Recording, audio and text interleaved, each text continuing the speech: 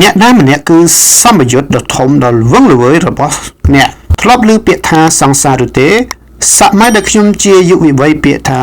fan club តែ10ឆ្នាំក្រោយមកក៏ប្ដូរទៅជាសង្សារវិញជាពាក្យដែលពេញនិយមខ្លាំងណាស់ក្នុងចំណោមយុវវ័យ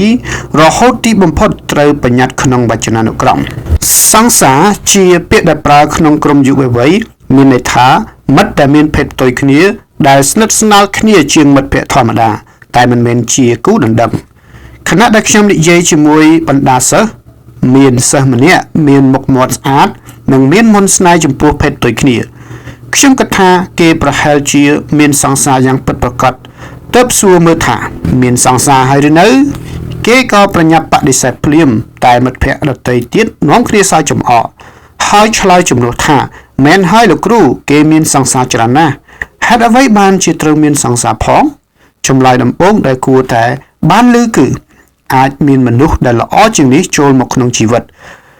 ពេលនេះនៅមិនទាន់ចងខ្លួននឹងអ្នកណាម្នាក់ឲ្យប្រកបប្រជាខ្លាំងពេកទេសំដៅដល់មិនទាន់ចង់មានគូដណ្ដឹងឬប្រពន្ធ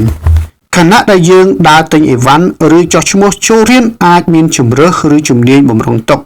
ហើយអាចជ្រើសរើសមើលរបស់ផ្សេងៗក្នុងពេលតែមួយនិងអាចជ្រើសរើសរឿងដែលមានគុណសម្បត្តិល្អបំផុតម្ដងមួយយើងហៅការសម្រេចចិត្តបែបនេះថាការចាក់ការ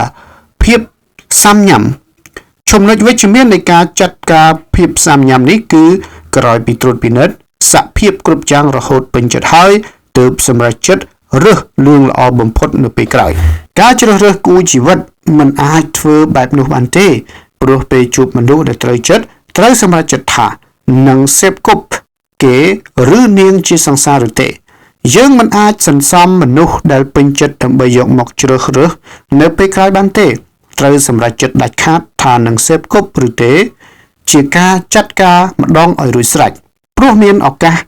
សម្រេចចិត្តត្រឹមតែម្ដងប៉ុណ្ណោះក្នុងករណីបើជ្រើសរើសរួចហើយបើមានជម្រើសថ្មីដែលល្អជាង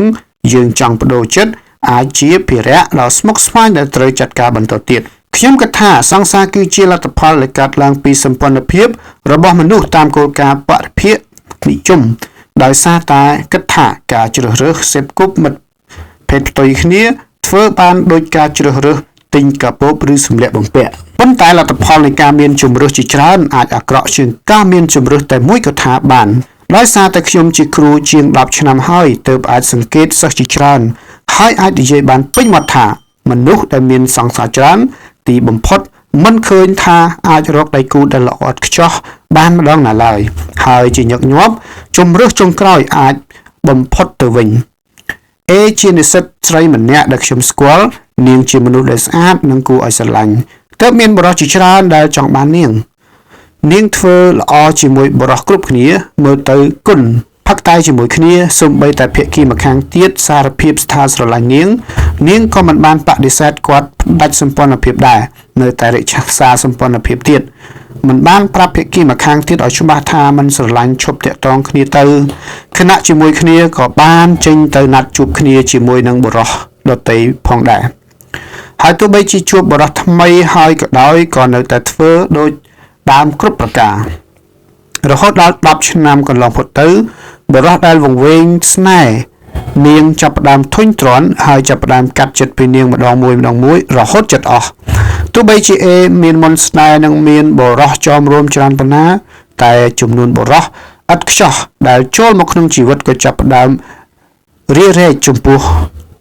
អាយុរបស់នាងដែលកើនឡើងលុះដល់ពេលត្រូវជ្រើសរើសគូជីវិតទើបនាងឆ្លើយតបទៅនឹងបុរសដែលនាងគិតថាល្អបំផុតហើយខណៈនោះប៉ុន្តែដែលមានអាយុជាង30បែរជាត្រូវលែងលះ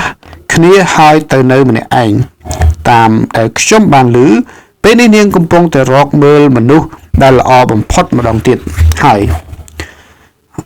ខ្ញុំមិនបានប្រាប់ថានេះគឺជាចុងបញ្ចប់របស់មនុស្សដែលចូលចិត្តមានសង្សារទាំងអស់នោះទេគ្រាន់តែចង់លើកយកជាឧទាហរណ៍ឲ្យឃើញតែប៉ុណ្ណោះការជ្រើសរើសមនុស្សល្អបំផុតពីបណ្ដាសង្សារដែលមានគុណសម្បត្តិផ្សេងៗដូចគ្នាឋានៈរូបរាងមុខមាត់ការសិក្សាគួរតែផ្ដល់ផលដែលល្អជាងប៉ុន្តែហេតុអ្វីបានជាលទ្ធផលចេញមកអាក្រក់ជាងការដែលយើង ជ្រើសរើសការសេពគប់មនុស្សត្រឹមតែម្នាក់ទៅវិញចម្លើយងាយខ្លាំងណាស់ព្រោះមនុស្សមិនមែនជារបស់របរសម្ព័ន្ធភាពរបស់មនុស្សខុសពីការទិញទំនិញសម្ព័ន្ធភាពរបស់មនុស្សមិនមែនជាការជ្រើសរើសគូដែលល្អបំផុតទេប៉ុន្តែត្រូវតែជាគូដែលចោះសម្រុងបំផុតសម្ព័ន្ធភាពរវាងមិត្តឬសង្សារក៏ដូចគ្នាដែរតែមនុស្សភាគច្រើនរមែងមិនព្រមដាច់ខាតប្រសិនបើភាគីម្ខាងទៀតដល់ផលប្រយោជន៍ផងនោះនឹងគ្មានថ្ងៃព្រមខាតដើមទេដូច្នេះទើបមិនអាចទៅរួចដែលភាគីទាំងពីរមានសេចក្តីសុខសង្សារជាការសេពគប់គ្នាដោយគ្មានការទទួលខុសត្រូវគ្រាន់តែជាជំរើសដែលត្រៀមទុកសម្រាប់អនាគតដែលល្អជាងទើបសម្ព័ន្ធភាពរវាងនឹងគ្នានឹងស្ដួចស្ដាងបាទទីបំផុតហ្នឹងក៏មានសង្សារជាអ្នកចិត្តជាច្រើនជាអ្នកខាត់បងទៅវិញបាទ